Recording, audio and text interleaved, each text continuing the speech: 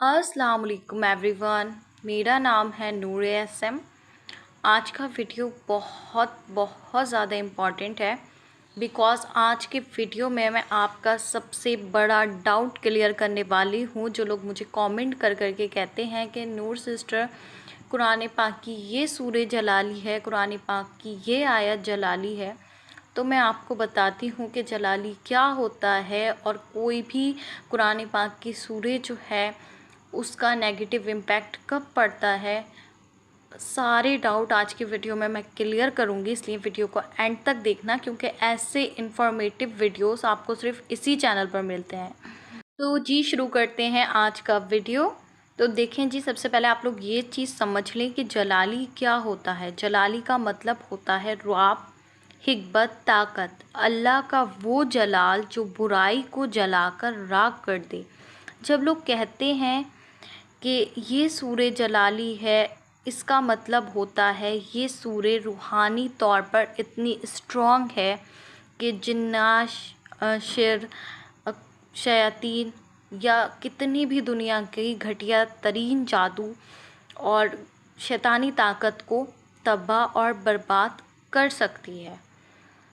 मिसाल के तौर पर सूरह जिन, सूरह अल बकरा और भी बहुत सारी। कुरान तो पूरा ही पावरफुल है और उसका एक एक वर्ड, एक एक हुरूफ में बहुत ज़्यादा एनर्जी है, बहुत ज़्यादा ताकत है। लेकिन इसको समझने के लिए मुझे और आपको बहुत ज़्यादा स्पिरिचुअल होना पड़ेगा। हम जैसे गुनाहगार इस ताकत को समझने की पहुँच से बहुत दूर हैं। लेकिन बहरहाल जितनी अल्लाह पाक ने तौफीक दी है वो सब मैं आपके साथ में शेयर कर रही हूँ। सबसे पहले ये चीज़ भी समझें कि कुरान कोई टूल नहीं है। कुरान पाक अल्लाह सुब्हानहू व तआला की अज़ीम किताब है। ठीक है जी। इसमें सूरह अल फुस्सिलत में अल्लाह सुब्हानहू व तआला फरमाते हैं, और ये कुरान एक अज़ीम किताब है, इसमें झूठ ना पहले से आ सकता है ना बाद में। ये अल्लाह की तरफ से नाजिल हुआ है।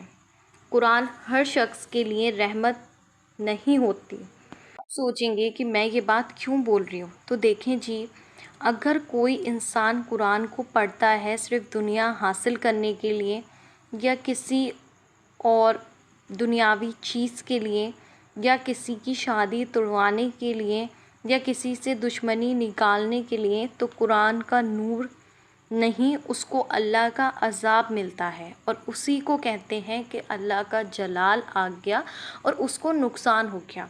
इस चीज़ को मैं आपको थोड़ा सा इस तरीके से समझा देती हूँ। पहले आप इस आयत को समझ लें। और हम कुरान में वही उतारते हैं जो मोमिन के लिए शिफा और रहमत है और ज़ालिमों के लिए सिर्फ नुकसान है। अल्लाह सुब्हानहू व तआला ने ख़ुद ये फ़रमाया है कि ज़ालिमों के लिए सिर्फ नुकसान है। अब यहाँ पर हम ये समझ लेते हैं, मैं आपको ऐसे समझाती हूँ। अभी कुछ दिन पहले मैं यूट्यूब स्क्रॉल कर रही थी, मेरे सामने एक वीडियो आए कि सूरह बकरा का। मैंने खोला, मैंने कहा शायद इसमें सूरह बकरा की कुछ फजीलत होगी। लेकिन उस वीडियो के अंदर क्या बताया गया था कि सूरह बकरा को पढ़ें, एक किसी जानवर का दिल लें, गोश्त का टुकड़ा, और उस पे इस तरीके से सूरह बकरा पढ़ें और उसको ये कहीं पर जाके जो है ना वो दफना दें। मैंने पूरा वीडियो नहीं देखा, मुझे बकवास लगा, मैंने बंद कर दिया, माज़अल्लाह। तो देखें जी, क्या होता है कि जो लोग कुरान को गलत तरीके से इस्तेमाल करते हैं, उसमें झूठ बोल के बताते हैं कि आप उसका ये तावीज़ कर लीजिए, आप वो तावीज़ कर लीजिए, और फिर लोग उन वीडियोस को देखकर फॉलो करते हैं, तो उनको तो ज़ाहिर सी बात है कि नुकसान होना है। कुरान आपके लिए हिदायत का ज़रिया है, नॉर्मल आप उसको डेली बेसिस पे तिलावत करें।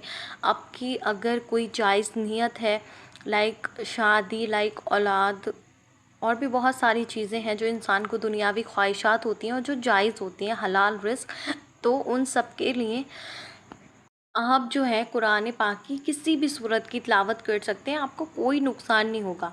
और जो लोग ये तावीज़ात और ये वीडियोस बनाते हैं या बताते हैं, तो इन लोग ने जो होता है ना वो कुरान का गलत इस्तेमाल किया होता है। इन्होंने इस दुनिया में ऐसे चिल्ले किए होते हैं, उसके बाद इन्होंने जो है ना वो जो जिन्नात होते हैं और बहुत सारी ऐसी चीज़ें होती हैं, हमज़ात वगैरह। मुझे इतना कुछ इसके बारे में इल्म नहीं है, मैं भी सीख रही हूँ, लेकिन जितना मुझे पता है मैं आपको बता रही हूँ।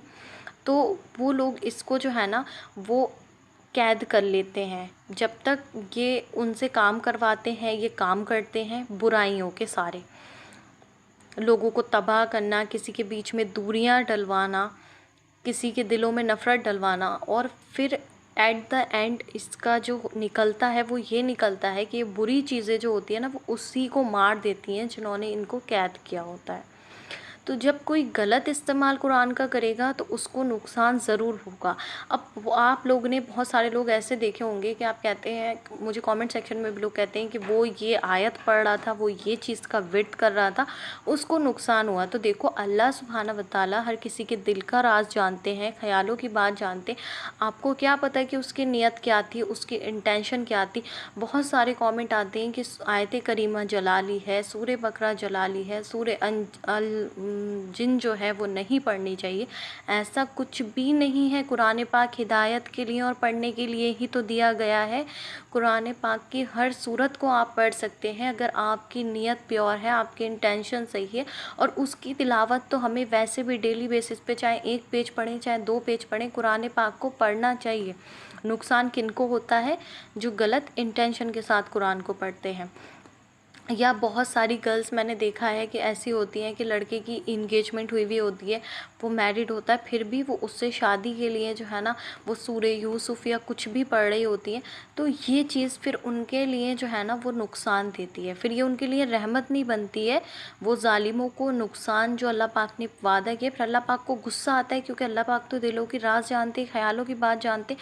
फिर वो प्रॉब्लम में आ जाते हैं, आजमाइश में आ जाते हैं, उनकी लाइफ में मुश्किलात बढ़ जाती हैं। तो फिर वो किसको बोलते हैं कि हमने कुरान पाक में ये सूरह पढ़ी थी, ये वजीफ़ा किया था, तो हमारे साथ ये हो गया।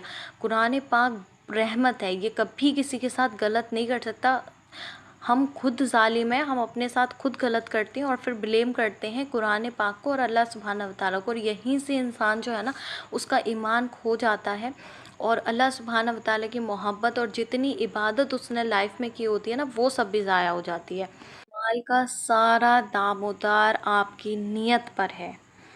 अगर आप कुरान पढ़ते हो निकाह के लिए, औलाद के लिए, तो आपको बहुत सारे फ़ायदे होंगे, लेकिन गलत नियत से कभी भी किसी सूरे को या किसी भी दुआ को या किसी भी चीज़ को नहीं करना चाहिए। अल्लाह सुब्हाना व तआला आसमान और ज़मीनों का नूर है कि पूरी दुनिया में अल्लाह की रहमत इतनी स्ट्रॉन्ग है कि पॉजिटिव एनर्जी है।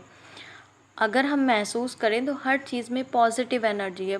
आप कभी प्लांट्स को देखना, उनका हिलना, उनमें फ्लावर्स का खिलना, तो ये सारी जो है ना ये पॉजिटिव एनर्जी है।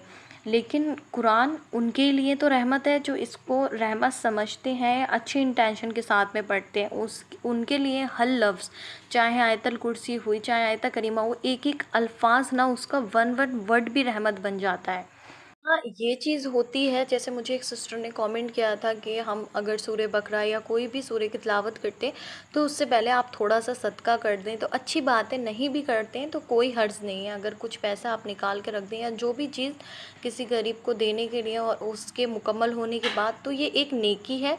करते हैं अच्छी बात है, नहीं करते हैं तो कोई बात नहीं है। लेकिन इस चीज़ को आप मेरी याद रखना कि कुरान पाक की किसी भी सूरत का जो नेगेटिव इम्पैक्ट पड़ता है वो उनके ऊपर पड़ता है जो इसका गलत इस्तेमाल करते हैं, या फिर जिनकी ना जो स्पिरिचुअल बिल्कुल स्ट्रॉन्ग नहीं होते।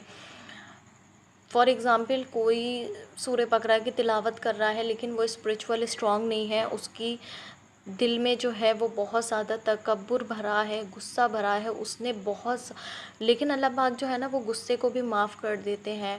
इंसान अगर बुराई में है या अल्लाह के इतने करीब नहीं है, अल्लाह पाक बहुत माफ़ करने वाले हैं, वो माफ़ कर देते हैं। लेकिन कुछ गुनाह ऐसे इंसान ने अपनी ज़िंदगी में किए होते हैं जिनकी माफ़ी जो है वो आसानी से नहीं मिलती। इस पर मैंने एक अलग वीडियो में आप लोग को समझाया हुआ है, ऐसे कौन से गुनाह हैं। इस वीडियो में नहीं बताऊँगी वरना वीडियो लॉन्ग हो जाएगा।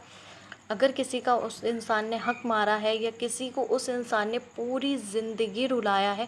अब एक मैं आपको इसका एग्ज़ाम्पल और दे देती हूँ।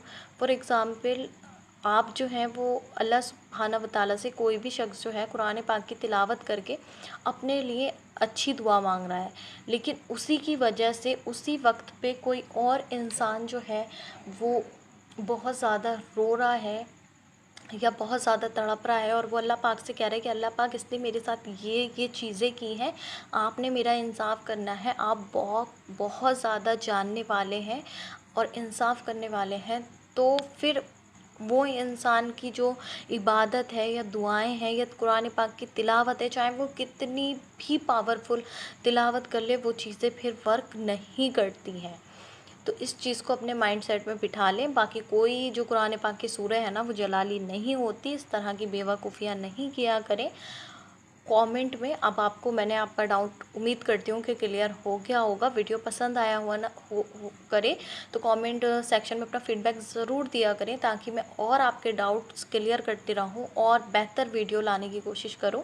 इसी के साथ मुझे दीजिए इजाज़त। इंशाल्लाह मिलते हैं नेक्स्ट वीडियो में। तब तक मुझे, मेरी फैमिली को, मेरे सब्सक्राइबर को और उम्मत मुस्लिमा को लाजमी अपनी दुआ में याद रखना।